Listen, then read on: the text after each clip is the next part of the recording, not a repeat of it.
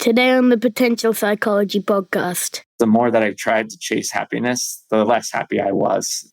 I'm always make this clear that not necessarily valuing happiness, because I certainly still do. I wrote a book about it, right? But being overly concerned about happiness, especially from this realm of individualistic tendencies, creates a whole host of problems. In fact, now, because it's been researched quite thoroughly since then, we know that it can actually lead to mental illness, right? Because what happens is kind of the reverse of cognitive behavioral therapy. You start to perseverate on the fact that you want to be happy, but you're not. And so by proxy, in your identity, you start to identify as a not happy person, right? And then that starts to have detrimental effects. Welcome to the Potential Psychology podcast. I'm your host, psychologist Ellen Jackson, and this is the show in which we explore what it is to be human and how we as humans can fulfill our potential. Welcome back to the Potential Psychology podcast. It is so good to be back. This is our first full episode of a new season and a new series following a 6-month break. And I'm thrilled to be back recording again and back in your ears. If you are new to the show, I am your host, Ellen Jackson, workplace and coaching psychologist, author, and of course, podcaster. And over the next 6 weeks, I will be joined by my wonderful and accomplished co-host, Dr. Mike Rucker, coming to you from the United States. Welcome, Mike. Hello. It's so great to have you here. Great to be here. Whereabouts in the States are you? I know you told me and I've forgotten. Oh, it's all right. I'm in North Carolina. North Carolina. Okay. So we will learn, listeners, we will come to learn a lot more about Mike over the next 6 weeks. But I'll give you just a little brief initial intro. Mike is an author, a behavioural scientist and health technology entrepreneur. He's a charter member of the International Positive Psychology Association, a member of the American Psychology Association, and the author of the upcoming The Fun Habit, How the Pursuit of Joy and Wonder Can Change Your Life. Mike, is there anything else I should be adding to that? No, that sums it up. That sums it up. It's a lot. Yeah. I could go through, I think there's 5 university degrees in there somewhere and a whole raft of other things that we may well explore. But that's just a little brief intro to who you are. And tell us, what are we going to be talking about over the next 6 weeks? What is your topic of specialization and interest at the moment? So, as you mentioned, I'm an organizational psychologist by academic degree, but I've always had an interest in positive psychology. So even before I got my PhD, I became a charter member of the International Positive Psych Association when Marty Seligman was really championing flow and Csikszentmihalyi's work and his own book, Authentic Happiness, and really started to do a deep dive into all the tools and things that have been brought forth through that organization. And they are still useful tools. I still use them daily. But I think in that process, and so this time was around 2005 to 2015, I became over-reliant on them and really not so much villainizing positive psychology, because it certainly has done a whole host of good for a lot of people. But for me personally, being overly concerned with my own happiness became quite problematic around 2016 when I had a host of unfortunate events happen to me. Well, not to me, but just the first one is my younger brother unexpectedly passed away from a pulmonary embolism. So, sort of this, false sense of security and, that bad things aren't going to happen was shattered. And I had been up until that point a amateur endurance athlete. I had done a couple Ironman, actually won in Oceania. My first one was in New Zealand. And shortly after finding out about Brian's passing, these two aren't related, but just unfortunate, I found out I had advanced osteoarthritis, likely due to an injury that went unnoticed, and I just kept training on it. And so my mid-40s, which is fairly young, I had to get a hip replacement and was told because it happened so young that I couldn't run again unless, I wanted to get multiple replacements, which generally has a bad outcome. And then this isn't necessarily an unfortunate event, but my wife got an amazing job opportunity. She had just supported me for 6 years throughout my doctoral work, and it was time for me to reciprocate and have her back. So we uprooted from California, where we had been living at the time and where our family and friends are, although we haven't now made new friends, but we didn't really know anybody, and uprooted and moved to North Carolina to support her career. So I was grieving my brother's death. The way that I mitigated stress and anxiety had been taken away from me, and we lost all our friends and family, at least our close connections with them. But I was still being a zealot of positive psych. I wanted to will myself out of this malaise, right? I wasn't spending the time that was needed to, sort of mourn the situation and process it, because why, right? I was this helpless optimist and I could figure this out. And, I knew things happened, right? But what I found was the more that I tried to chase happiness, the less happy I was. And I knew there was something to it. And so being recently finishing my dissertation and still sort of hungry to dig into PubMed and whatnot, I started trying to figure out why. And I guess through serendipity, some emerging science was coming around that time that especially this Western slant towards happiness is quite problematic.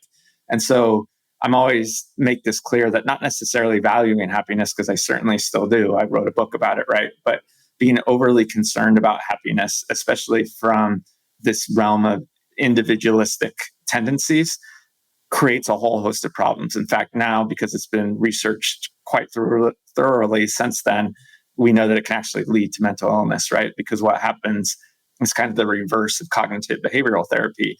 You start to perseverate on the fact that you want to be happy, but you're not. And so by proxy, in your identity, you start to identify as a not happy person, right? And then that starts to have detrimental effects that are really slow and steady. You almost build up this negative equity, right? And that's what I was doing. So if that's the case, if being concerned with happiness and trying to figure it out is problematic, what can you do? And I went back to what you and I are both familiar with, and that is the fact that we know that a big component of well-being, especially studied in organizations, is autonomy, right? We know when we take autonomy away from people, that's when they start to burn out at work. And when you enhance someone's work position with autonomy and give them free range to figure out their own problems, that well-being goes up. And so I latched on to this concept of fun, this idea that in the moment we can have a choice about how we engage with any activity that we have. And it doesn't necessarily need to be tied to emotion, right? Because now we're kind of getting in the weeds, and maybe we'll want to do that later after That's okay. playing around a little bit. We can go in and out. There's affect, right? Which we don't have a ton of control over, right? I mean, we can after years and years of practice. That's why meditation is so helpful. But emotions, especially if we sit with them, we can, start to understand them and figure out their purpose. And so there are a few things to unpack there. One is that we know to be emotionally healthy, you should have a whole host, a wide range of emotions. So being sad about a divorce or moving across country or losing a loved one, that's appropriate. And when you push that down inside because you want to put on a happy face, really bizarre things happen. And we're now aware of that. But I think before, that wasn't well understood.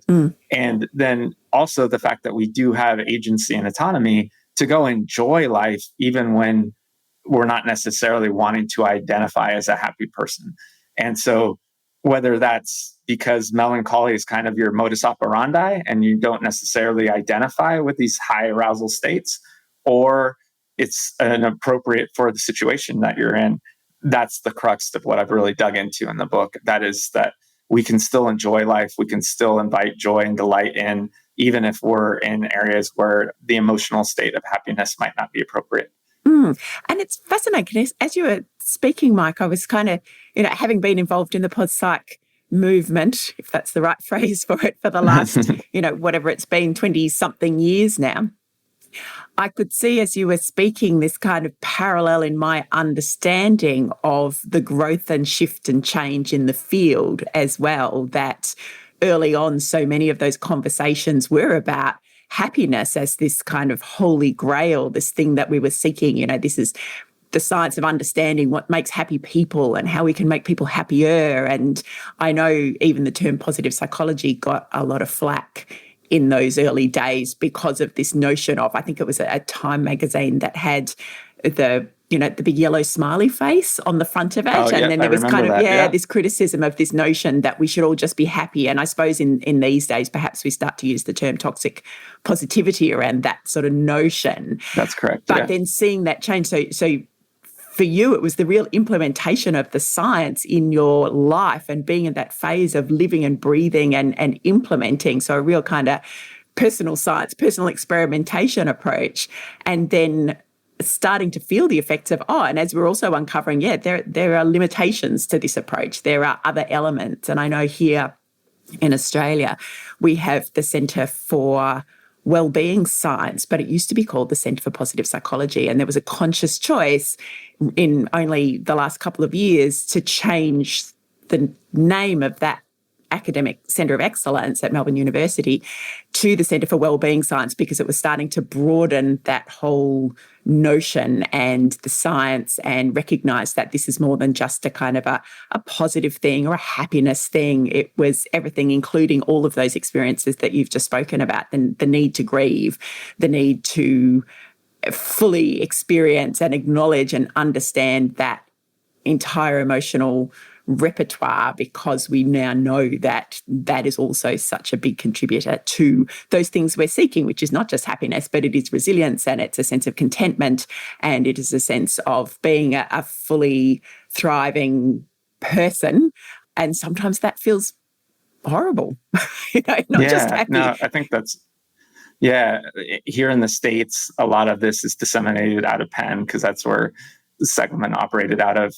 And so I think they've even changed their tone, because if you talk to, students coming out of that program, it's a lot more about emotional flexibility than it is happiness. And you sort of saw that. I think everything has an evolution, lifespan, right? But the IPPA did certainly create in its early days this cult of personality, because I remember going to the first Congress and it was all academics, right? It really was like any other APA, function where people had posters and, it was mainly professors from all over the globe, presenting on the research.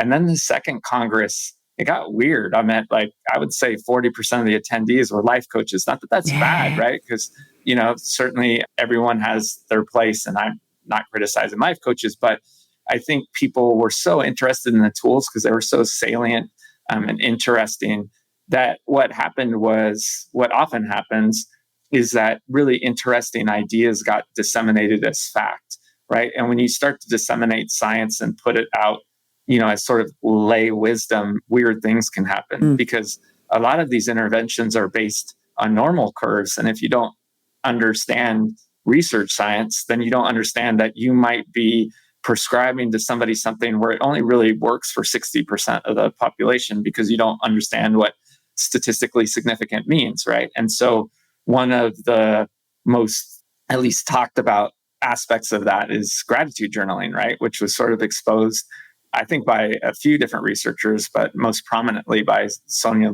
Lubomirsky out of UC Riverside, where she looked at when it is prescribed more than 3 times a day, it starts to have weird consequences, right? Because especially if you have a predisposition to depression and you're given this assignment and you're like, I'm not really grateful for anything. Again, it goes back to this infinite loop that we talked about, right? Like, okay, well, the world must suck then. And, and these very odd consequences happen. And so one, you have to be judicious about a lot of these things, right? Because they are effective in certain environments, maybe in the lab or for a certain population segment, but you need to have the tools to identify the right tool to the right person.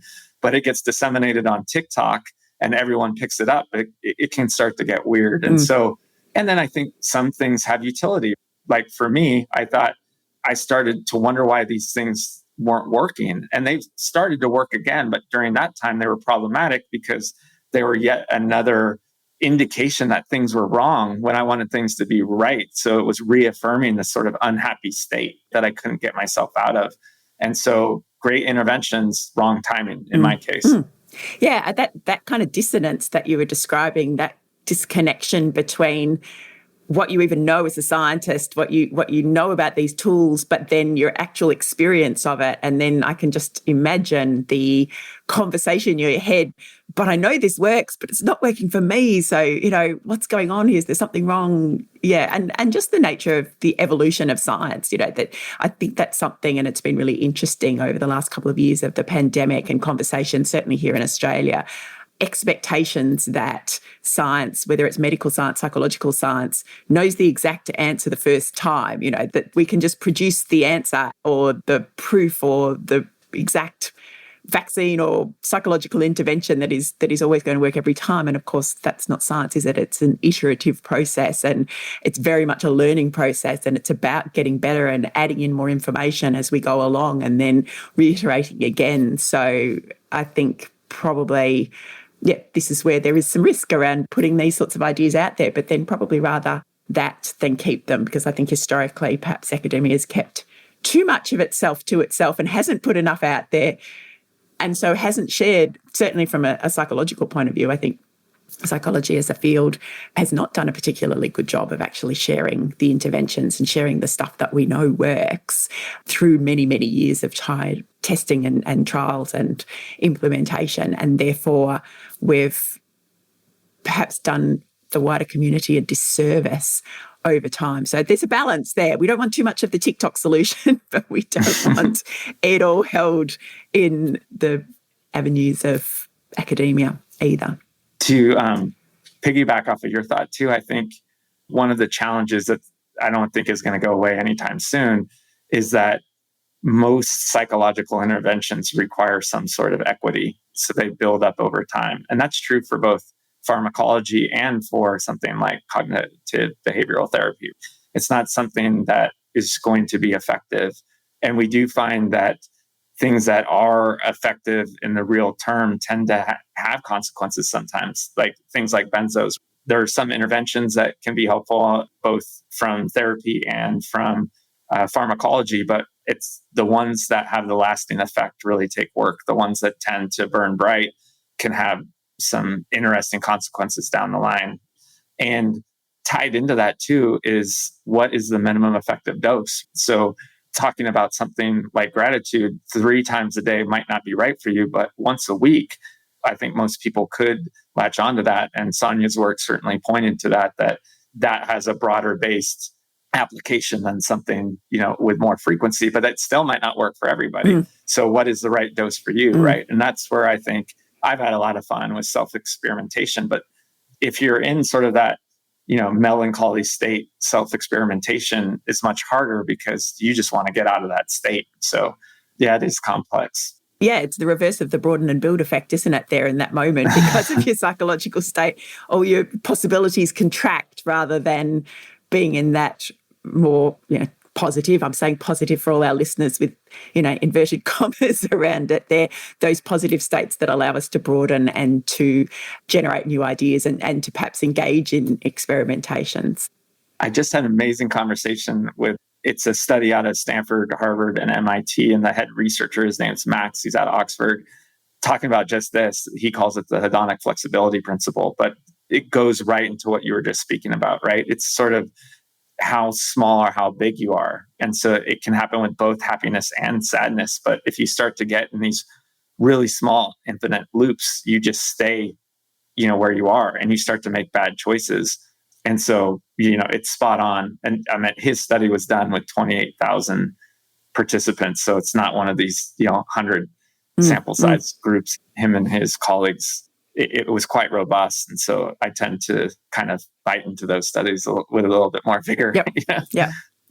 So Mike, now that we've explored the science, we've wandered all over. For listeners, this may be the nature of this series of the show, is the conversation will wander everywhere. But I'm really keen to know, when it came to that point of realization for you that what I'm trying isn't working, I need to try something else, and then starting to engage in fun. Tell us what really precipitated that. Where did you kind of get the idea from it, or what allowed you to actually start saying, I've got to try something different here? Yes, I'll admit on this podcast, because for brevity, obviously you package it, nicely in a book. but it's not like it happened overnight. I mean, I don't think good mental hygiene generally does, unless someone's trying to fit it into a book. Yep. But I started to dig in. A lot of this research initially came from education because they've looked at, fun and play, how those can be useful interventions, for bringing to light folks that might not be interested in activities. And so I kind of latched onto that first and then started to say, okay, how can I do this in my own life? And then I also, I guess, kind of to jump ahead, also was interested in social contagion. So, what was I doing that wasn't working? And one of the things was I wasn't surrounding myself around people. So I didn't want to be a vampire, right? Because social contagion can absolutely go the other way. But I think if you ask permission with an intimate group of friends, like, hey, I'm going through this and I don't want to talk about it, but I want to go enjoy myself. So right before we moved to North Carolina, I made an agreement with my best friend and we started hanging out more because it was a social agreement and he's a really happy guy. And we didn't talk about Brian. And that certainly brought forth. And then I started to play with variables within my own life, like how things that weren't necessarily bringing me pleasure, how could I kind of add aspects of whimsy and start making them more fun? And so a lot of it had to do with parenting, because another part was I had 2 young children at the time. They're now 7 and 10, but caregiving back then was a little bit more challenging, especially not having a ton of energy. So figuring out how could I switch various activities within my given week and make them more pleasurable. And so that really was kind of the launch pad for like, wow, okay, so if I mindfully start paying attention to how I'm spending my time, I don't necessarily need to worry about the emotional state, but I can bias my action towards the affect that I want. And that became quite powerful and sort of was the genesis of my work, is that if you kind of pre-plan things so that you stack the deck in your favor, all of a sudden, there's only 168 hours in a week, right? And so if you start to just index 2 or 3 of those, like, wait, I can control, a small proportion of my week, it becomes quite additive. And like most psychological interventions, if you can start to get the spiral to go upwards instead of downwards, it can be quite powerful. And so that's in essence what I sort of learned over time, is like, wow, I have a lot more control over this than I thought. And so what I've grown to learn, and this insight actually came after the book, which is interesting because I probably would have interwoven it more, but it's emerging science, is that I think a lot of psychological pain comes from introspection, which is paradoxical, right? Because a lot of what we've been taught is like that we need to journal our emotions out. And certainly that's great for trauma, right? Like to get, big things outside of your head. But if you perseverate on the same ideas over and over again, I haven't been able to find any study that shows any utility, quite the contrary. It's rumination. Yep, exactly. And so, even when you're savoring something, to do it, in sort of a compulsive way can be problematic. So savoring is an amazing tool, again, in moderation. But taking this action-oriented approach where, happiness doesn't come from an event, it's really habitual behavior that you partake in. And the fact that you are able to control that is quite freeing. And so no matter what state you're in, once you start to take better control of how you spend your time, it just kind of, there's this illumination of like, wow, I'm in a lot more control than I thought. And ultimately, there are going to be downswings too, right? But once you start to realize that, okay, well, after this, I can get back on the rails, then you start to build that flexibility and resilience that we've been talking about the whole time. Yeah, it's almost a kind of I don't know if I want to use this term, but fake it till you make it. And I think when I say that, it's not that you're faking it. I think it's that exactly that, we talk about the cognitive triangle of, your thoughts, feelings, and behavior all being linked, which again is one of those really basic principles of psychology that I think is very undersold out into our community. This idea that the thoughts that you have can to some extent elicit the feelings that you have, and then that will elicit the behaviors, but it's not a linear thing. It's that triangle crisscrosses throughout and across each other. So this notion that if you go out and do something, the feelings and thoughts can follow in a positive way versus as you say, this kind of sense that we've had for perhaps a very long time that I need to understand why I'm so miserable. I need to introspect and ruminate, and perhaps a sense that that's what therapy is or has been, this notion that I'll go and talk about my problems and understand, and then that creating a negative spiral, as you say, instead of this positive spiral. So starting to use these interventions to elicit action, then some thoughts and feelings. And certainly in the practice of, and I know one of the things that I've been strongly advocating for with my clients, particularly over the pandemic, has been if you are starting to feel any kind of agitation, and this is in a practical sense, this is, when you're sitting at your desk and you've been there for hours and you're only on Zoom calls and you're starting to lose your mind, if you're starting to feel any kind of discomfort, get up and go for a walk. Move, and using movement as one of these tools for allowing you, because I know for me, if I go out and take a walk with the dog, I feel so much better afterwards. You're re-engaging with nature, you're re-engaging with the world outside, you get a sense of perspective. We know there's physical benefits to movement in terms of creativity and then the mental health and what have you. So the doing of something to help create the emotional experience that you want as a complete reverse to perhaps our understanding of how to change these things. And you've put all of that into action. That's been a self-experimentation process. And with regards to thoughts, what I've been fascinated with lately, and this is a bit tangential, so I won't stay on it, but the fact that for folks that are kind of stuck with negative thoughts, whether that's ants or OCD or things of that nature, right? And you kind of alluded to it at the beginning where it was the best science we had. So again, not villainizing the fact that this is what we used to do, but what was the intervention? It was a rubber band on your wrist, and you would snap it to try and sort of replace that thought. And now, at least what empirical studies are showing is that they're coaching people just to sit with those thoughts until they burn out, not engage in them. But they find that, one of the best treatments for something like OCD is just to, especially for folks where they're kind of consumed with negative thinking, just sit there and let it burn out. Don't give it any sort of fuel. And that's better than sort of replacing it, which acknowledges that the thought is bad. Like, oh, that's weird, and just letting it pass. And then amplifying the things that are good, right? Like, this is something that I want to hang on to. And I find that, again, going back to the pyramid, it's pretty interesting stuff that, man, we could go deep. Maybe that's for another episode, because I go back whether or not I'm in Sam Harris's camp about free will or not, because, there's certainly, a lot of stuff that we don't want permeates the screen of our mind, but there is some part of us that gets to decide whether or not that's important. So, Mike, to move the story along a little bit, because we will go deeper into some of these issues over the coming weeks, but to move today's story along a little bit, tell us a little bit about the book, because that is a lot of what we're going to be basing our conversation on over the next several episodes. How did it come about, and where did you go from kind of those initial, I'm just going to try these things out, and starting to notice what difference it made, to getting to a point of then saying, I know enough now, or I've done the extra research, or the experiment is done, and now I'm going to write the book? So I knew I always had a book in me, right? I think most academics do.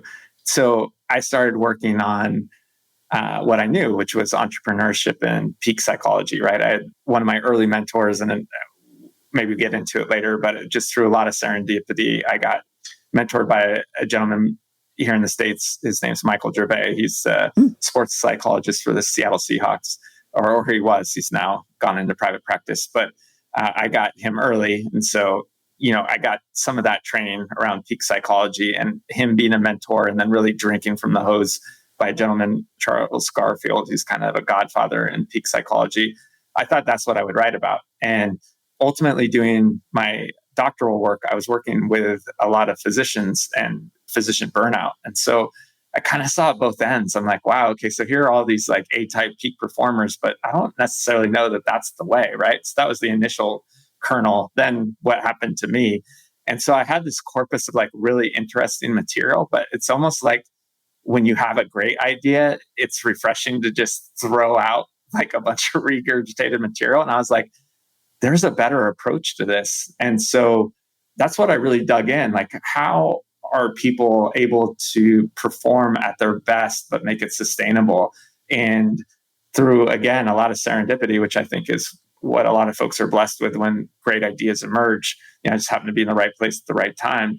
It was. the best social change makers, the best entrepreneurs.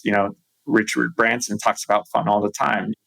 Like all of these anecdotes that the way to have some sort of longevity with regards to peak performance was to make it enjoyable.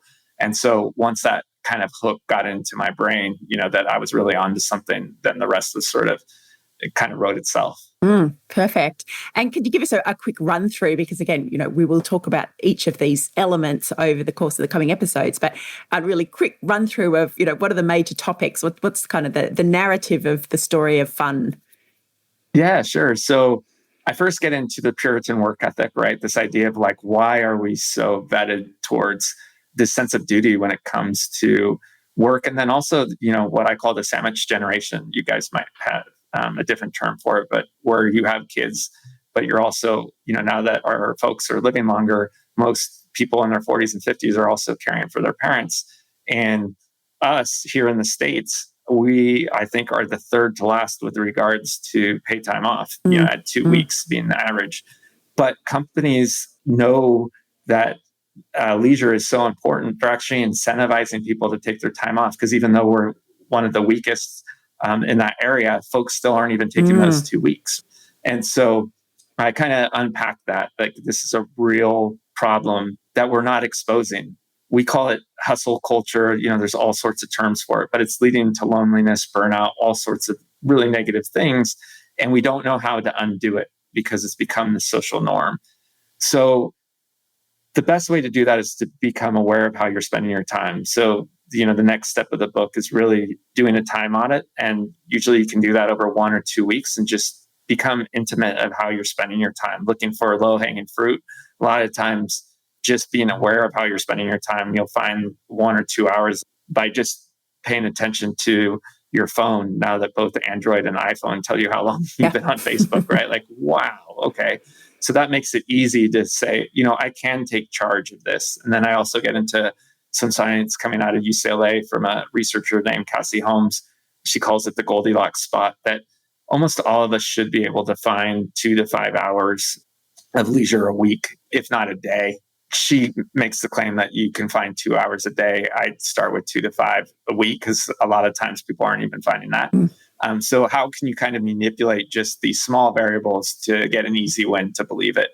And then I get into 5 different tools that I've kind of coalesced, the science to make an argument. One is story editing, which is just really reframing at its best, because a lot of it is understanding that fun is sort of this tonic and that you can be your best self and you're often more productive. So that's paradoxical, right? Like, oh, well, I just don't have the time. Well, if you're actually enjoying life a little bit, you're going to be a better self as a parent, a better self as a primary caregiver, and you're going to be more productive at work, so you can actually work less.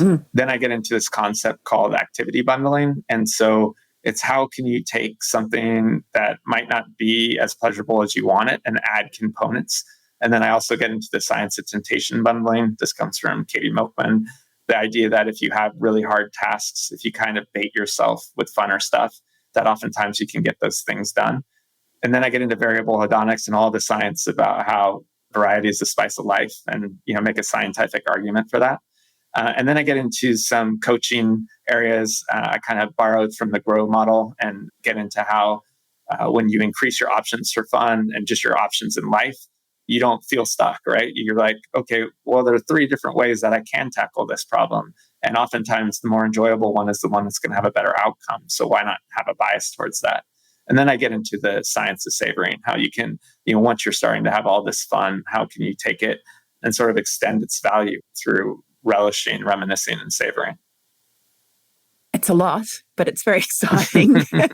I'm really looking forward to it. And then at the very end, I surprise you with a whole chapter on death. Even just as you were explaining that, I'm thinking about my own life and, where are the pockets of fun and are they big things? Are they small things? Am I savoring them enough? Am I conscious enough? But particularly, I think a lot of our audience will be fascinated by that conversation around almost that permission giving and the finding the time. How do I, because there's a notion, and we have a lot of women probably very much in that sandwich generation that you were describing, and men, but I think particularly for women, and I don't know if this is an Australian thing or a global thing, that would be an interesting conversation to have as well, who are literally feeling like they have to do it all, that they have primary caregiver responsibility often for their families. They are trying to climb through the various stages of their career and give everything to their work and their profession.